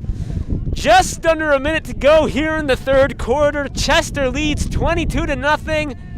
And Chester now got to go 3 quarters without giving up a point. 3 quarters and 3 games make that. Both undefeated teams in this one. Winner this most likely representing the conference. And Chester just proving why they're the better team in this one. Not over yet. Still got about 13 minutes left of football for Penwood to make a comeback. Yeah, Looks like they're. So go ahead, Rap. Cut you off, yeah. Canyon Park and Chester play next week, so Canyon Park would have a chance to tie it and make it a 3-way tie. But I think the winner of that game would go to the championship mark, since we had a 1-point victory over Chester. But either way, got a little pass out to the flat to Suber, got a couple yards of it. Glad to see that a little earlier, but we're going to have to move the ball quickly, and 2 yards isn't going to do it. I was thinking the same thing. I mean, first off, Academy Park will certainly have their work cut out for them next week. And yeah, I was thinking the same thing, Rap. Would have liked to see a little bit of the passing sooner. I get the commitment to the run, and Jordan Jones, probably your best option here. And if I'm not mistaken, is this we got a switching quarterback here? Yeah, it looks like Jayon's in there. It's like Jayon Haley, more of the middle linebacker of the unit. Phenomenal athlete, really can make people miss out there, but just not as confident with the arm as well. But that brings us to the end of the 3rd quarter. All right. The 3rd quarter concludes 22-0. Chester shutting out Penwood. Penwood Looks like they're switching up quarterback going into the fourth. Rap, I mean, I know Kemp, he hasn't really shown anything today, but he also hasn't shown anything bad, in my opinion. Not given too many opportunities. What do you think about a quarterback switch heading into the fourth? You know, I think that he does a good job managing the game, but we're now behind, and now we got to make plays from it. And the one thing J.R. Haley is he's a playmaker. You get him out in space, he's going to be hard to tackle. So I think they're going to try to get him to roll out, see if we can do something here. But it looks like Kemp's coming back in here. I can't really tell what they're doing. Maybe Troop just trying to light a fire under anyone, seeing. J.R. Haley's coming back in. Huh. Wouldn't be surprised to see Kemp back in either, just seeing which one of these guys is going to give him more effort, give him more energy. We'd just like to see one guy. I'd like to see Jordan Jones get the ball with some open field. Chester, credit where credit's due. Even his big runs, he's never really had to go head-on with the second unit of that defense. Rough snap for Haley. Haley looking for some open room, like you were saying, Rap, but nothing doing. Looks like Darren Miller, captain of the defense, making that tackle for Chester. Setting up a 4th down and 7. And in all likelihood, this could be the game for Penwood. Obviously not looking good already. They got Kemp coming into this game. Leads me to believe they're going to be airing it out here. And this is do or die time right here. You do not want to give the ball back to Chester. And we've seen it. They can just run that clock like there's no tomorrow. 11:20 and counting, 4th quarter. Sure enough, Kemp. Shotgun, no mistake what they're doing here, and a timeout. Credited to Penwood. Coach Troop wants to talk this over. He knows how big this play is. Whew. Chester really they're just doing it all. Now, there hasn't been enough passing, but Rap, do you know much about Chester's secondary? Is Chester's secondary as good as their front 7? Or is their front 7 that good that they don't have to worry too much? Oh, well, you know, I think really in essence we haven't seen it today. But, I mean, they haven't given up any points, so there hasn't been any big plays. I think really, and they're also doing a good job getting to the gaps and tackling. They're all pursuing the ball. They're all getting there. Like, there hasn't been a lot of one-on-one spaces that you look for. And so, I don't know. Big down here, see if Penn has anything left. I think that think they were a little surprised that Chester came in here with the table. I think they knew the surprise was coming, but it was placed on the field when it came into up front and battling for line of scrimmage. It's the age-old saying. Everybody's got a plan until you get punched in the face. There you go. And that's kind of how it feels like today. Penwood just been flat ever since Chester came out and took it to him in the beginning. Kemp here taking the snap on the 4th down. He's going deep. He's got Malik Brooks. Oh, it was almost picked off. But Malik Brooks had to turn into a bit of a defensive back himself, which he plays on the other side of the ball, and knock it out of the hands, which honestly didn't even benefit them. Would have been better off letting him catch it. Let him catch it, yeah. Oh, instinctual. He is a defensive back after all. Don't want to put a pin on it just yet, but that's a backbreaker. If that touchdown wasn't going to put a pin in it, that just might have the way Chester runs the ball. Right now, if you're the Penwood defense, you got one plan. The Peanut Tillman plan. You're punching that. You're looking to punch that out. Try and get a turnover here.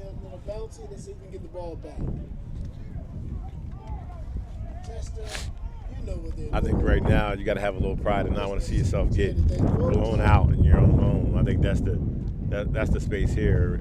It's time to show up and try to make a play. Reverse. Oh, a little bit of trickery. Wide open. Freeman, he's got his guy, and it's a touchdown for Jason Stone. Wide open on a crazy, what was it, 3 flips? Oh my goodness, Reb, you were saying these teams know each other. I don't think they'll take too kindly to that play. Up 22 to nothing. Penn went big completely hard on the reverse one way, and they went back the other way. Outplayed them. Outcoached them. Tough decision right there. Went for the haymaker. Went from the haymaker, and they got it. Typically, if you're comparing a high school defense to a professional team, it's a compliment, but shades of Eagles defense of 2020 there. Biting on the first look, going all in, and just leaving them open over the top. 28-0 is your score. Credit where credit is due. A good throw by Isaiah Freeman, even with all those flips beforehand. He got set, and looks like they're going for two. They're just pouring it on here. A QB keeper, a spin. Oh, a big hit, a frustration tackle, but a bit too late as Chester scampers into the end zone here, and that's going to make this game 30-0.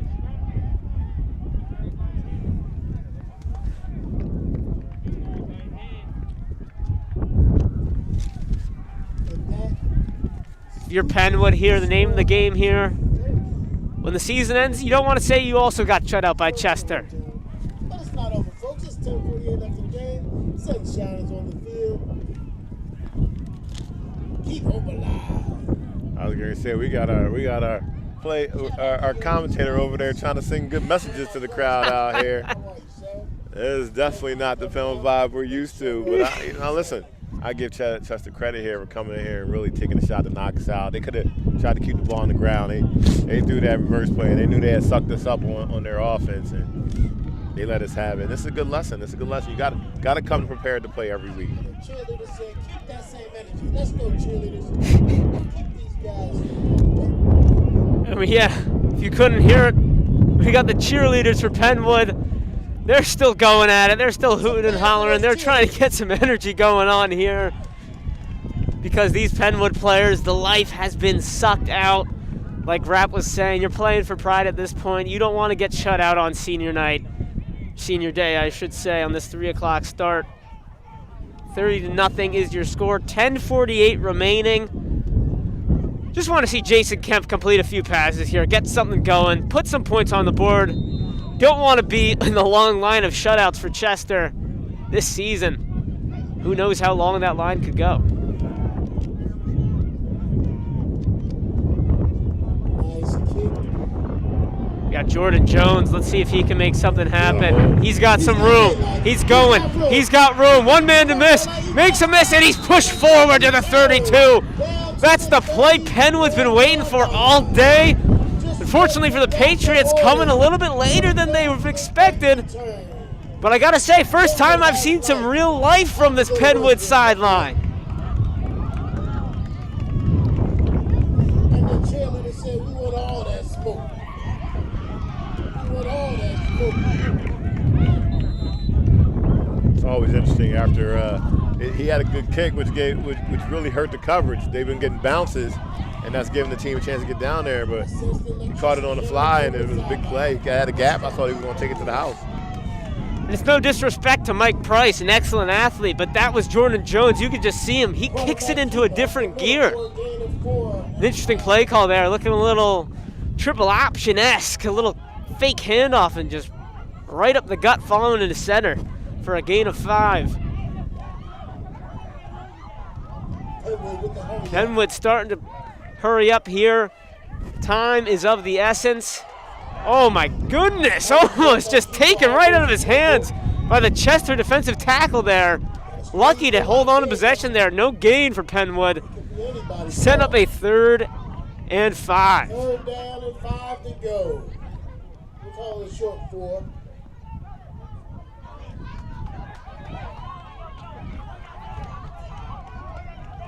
Penwood sideline showing some life here. Gotta wonder where this was in the first half, though. Kemp. That halfback option. We got a Tony Romo sighting from Rapp. Not quite. Kind of looked like a read option. Not sure that was just a designed handoff. But that one got absolutely blown up. Once again, here's the defense. 4th down. Came up big. Put us another 4th and 6. And once again, we're talking about making big plays. Not a dominating play. Filling the gaps, making the tackles. Now put us in a 4th and 7, which we haven't been able to complete all day.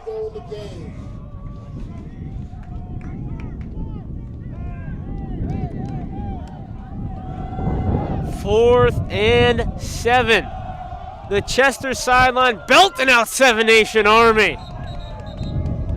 And they're going to have to take a timeout. No fans from the other side. But Penwood maybe a little rattled. Coach Troop, as you said, likes to talk over these big plays. But up to this point, timeouts haven't really been working for him. Not seeing anything too special coming out of these timeouts that have gotten any first downs. I don't know. It's been a long day out here for us here. Got started early today. The game's getting away from us. Soccer game got away from us. Football game getting away from us. Volleyball got away from us yesterday. Not a good 2 days of streaming we brought to you out here at Penwood, but we're out here calling all the shots, giving you a look into what we're doing, which hasn't been great the last 2 days, but it's been pretty good all season long. I'll take 2 days out of a whole season stretch. All right, see what you came up with. We got 3 on one side, 2 on the other. Everybody spread out. Gotta get the ball out quick. Kemp under pressure, firing, under fires, and it's picked off. It's a bad throw. Looks like Chester's Colin Farrell picks it off, but I wouldn't get too excited if I was Chester. It might be a roughing the passer penalty. I missed that part of it. He stepped up in the pocket. That was a good read, but just didn't put enough on it at all to give the guys a shot. Just underthrown right into the hands of Colin Farrell. Too easy for him. But I would not start the celebration just yet. Let's see.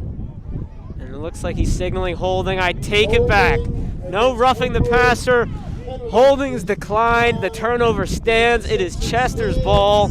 And that's just capping off a rough day offensively and a rough day for Jason Kemp under center today. I'm just sitting here, and, you know, I've gotten to see a lot of the games, and I'm watching how they played today. And, you know, Chichester played them tough. That was a 6-0 ball game, so I'm just interested to see how they were able to put it together. But Chester was sharp today. I mean, there's no question. Everything they did was together, was organized, it was structured, and it was built off the playbook. So, got to give Coach Bell, who I'm sure I'll get to see in the AD meeting this week, his credit. His team was prepared to play today. These cheerleaders are angry.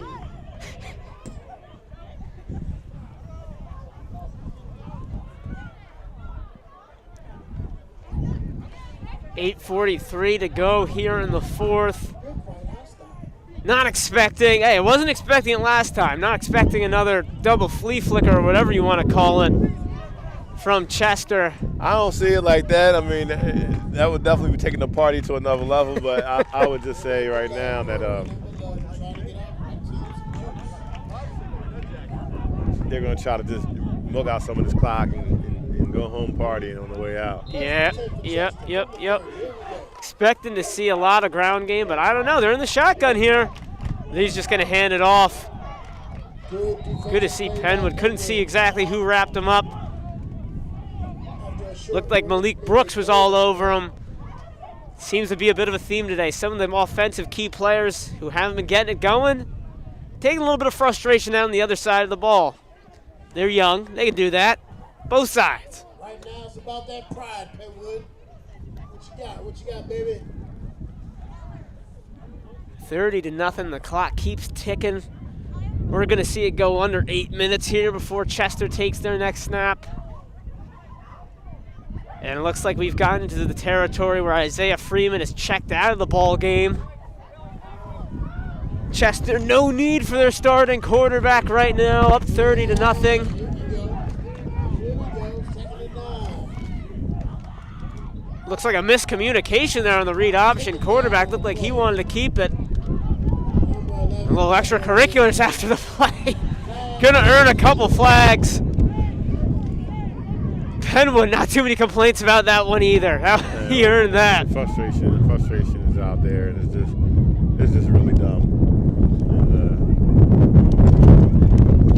And, wind is picking up out here. I know you guys got to be hearing the wind in the background. Hey, shout out to Lily, who is home. Her mom Tammy. I know they're watching the game. I don't know if they're still watching 30-0, but I want to shout out to her. It's been a long journey. We're glad to see you home, and hopefully I'll get by and see you guys in the next few days.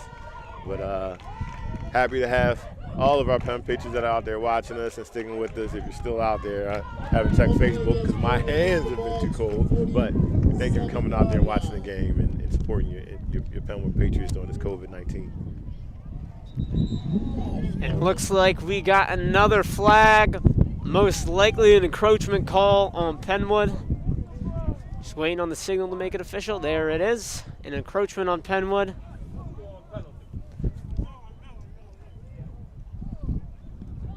But hey, we got the sun coming out. Oh, sun might be coming out, but the heat is not coming out. Sun is showing itself. We'll say that.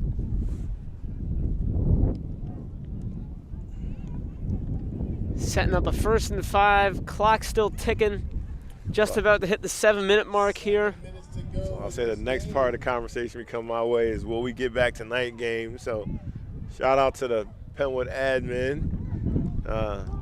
We're going to be looking to rent lights, but we're hoping to look to buy lights. So I hope we can get a vision together for that. We need to really get to that part because we're missing the community events that we've been doing here on Friday night. So hopefully we can get back to that this fall.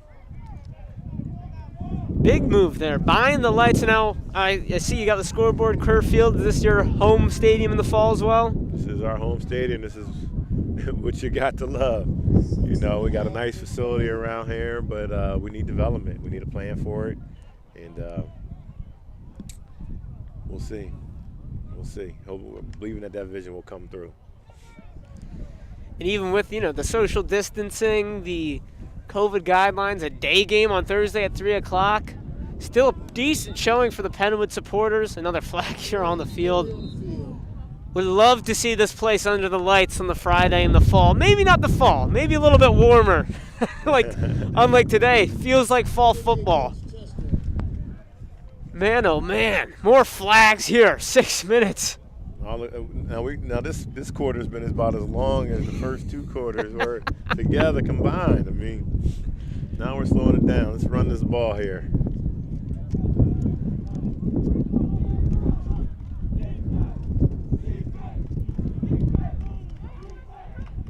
Chester takes the snap, hands the ball off to Stone, and he's taken down behind the line of scrimmage. Something that's been a rare sight in this game.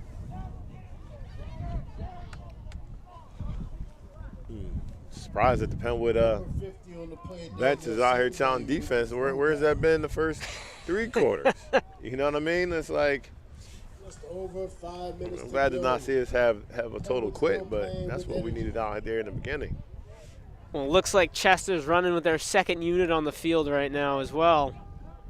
Got to imagine that's playing a factor. And a low snap here, jumped on by Chester, setting up a 4th and long. And hey, for the Penwood faithful, if you've stuck around, another opportunity to get the ball and an opportunity to put the first points up against Chester this season. And while, this game's all but over, you're playing for pride and you're playing to build in the long run. And maybe not going to put a W in the column, but you can look back and say, hey, this is a team that hasn't given up a point this season. There's a chance they could end the season without giving up a point. It does mean something. It does mean something to someone. Well, I wouldn't mind seeing as damn as that, but Chester's earned the shutout. So we'll see if they can continue it. We'll see right now. Penn comes out with a little pride, tries to make a play or 2 right now, but obviously it's getting a little chilly. I'm hoping that they're not thinking that they're as chilly as we are. They've been running around. But I wanted to speak to the kids as they go back. They're probably not going to be watching the game as much as they normally would, but really want to see the kids get back and get their homework done. I know virtual school and hybrid school hasn't been the best situation for everybody, but it's an important time to get back and do your homework and be competitive in the classroom, right? So season will be ending up, it'll be over next week, but you got to be able to get out there and do your work. That indeed, and 5:02 here. Hope maybe this game wraps up before my 5:30 class starts over at Temple. You might be online in the car. That's exactly the plan. Little Phillies on the radio. Catch the tail end of that one. Okay. Hop on. Day to day. That's right. Yes, indeed. Hop on Zoom University on the car. Listen to LA and Fransky. No complaints here. Beautiful day. And now the heat's coming out too.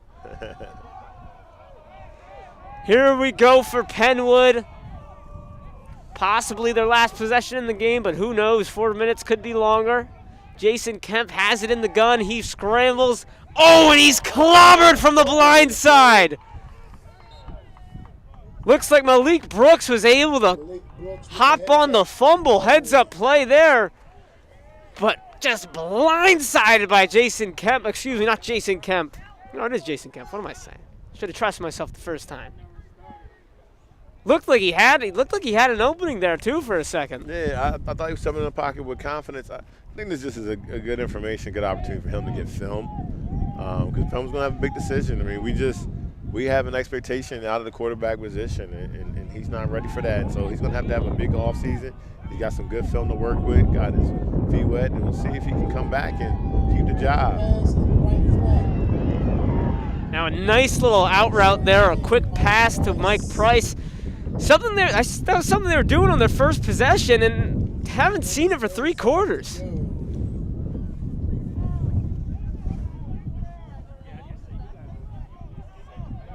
Looks like he set up a nice 3rd and short. Good job of making back a lot of the ground he just lost. 3rd and 2 for the Patriots. 3 minutes to go. 3rd and 2. Kemp in the shotgun. Shifts over Malik Brooks to his left side. And another flag. These refs clearly are not feeling the cold. This time it's against the Clippers, so yeah, I'll take it. And that'll be an automatic first down for the Penwood Patriots. Well, you know, as a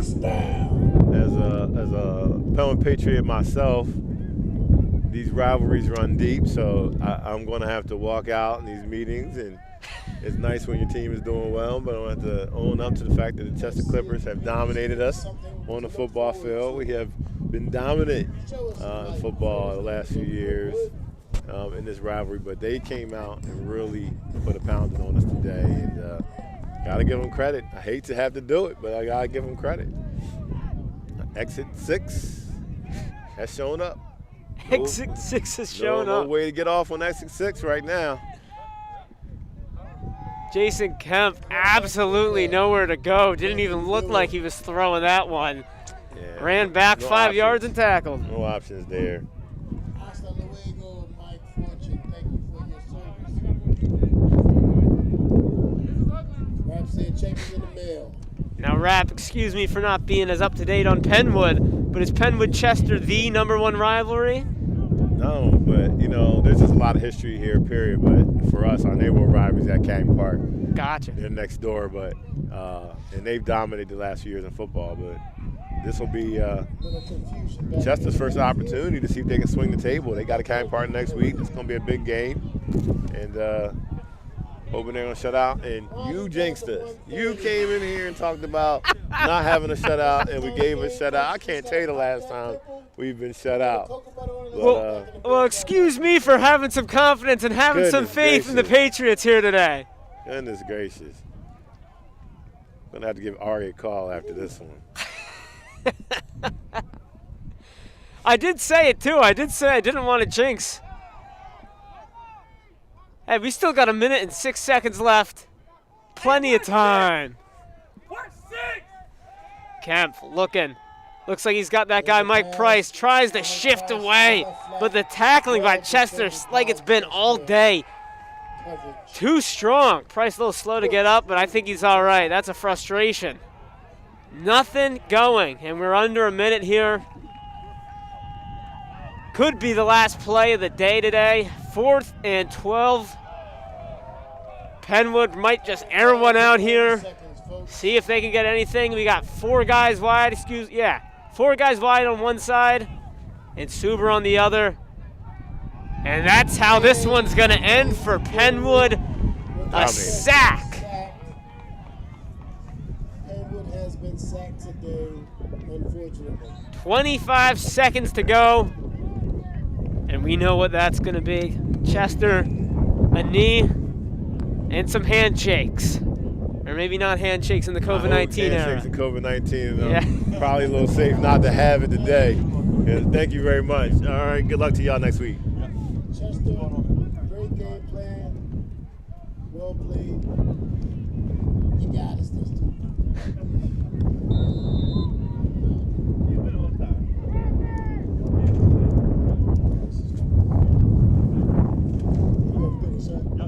Well, credit where credit is due. Chester clearly the better team today.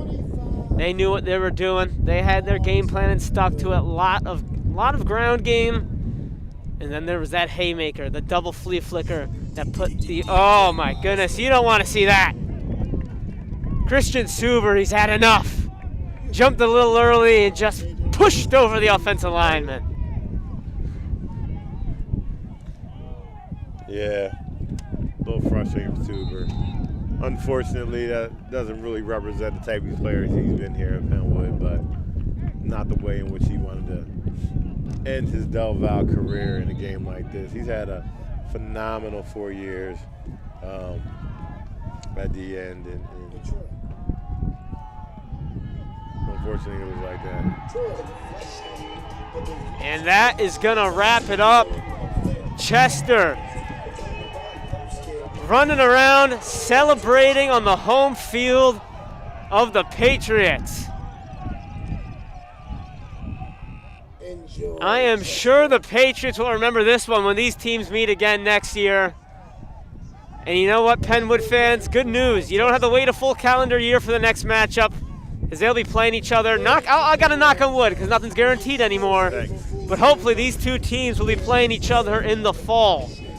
The final score over here from Curve Field, 30-0. Nobody else cares. Chester remains undefeated. Their streak of shutouts keeps it alive at 4. Whew! Rap, you said it wasn't dominant, but I don't know. The scoreboard would say otherwise. Well, you know, I'd say that I would say that it's hard, right? You know, I remember when we had Big Sean Oakman and Penwood was going through the Del Val, and Academy Park came here the following year and beat us, and they celebrated on our field. It's just one of those things. It's a tough spot, you know what I mean? When you're playing teams that you're in close competition with, and then they come in and dominate you on your home field. That hasn't happened here in a long time. So gotta give them credit. Sorry to do it, but time to go. Well, thank you for joining us alongside Rap Curry. I'm Josh Safran. Not the result you were looking for if you were a Penwood fan, but we got another game next week. That's what it's all about. Appreciate you joining us, and this is Josh Safran signing out.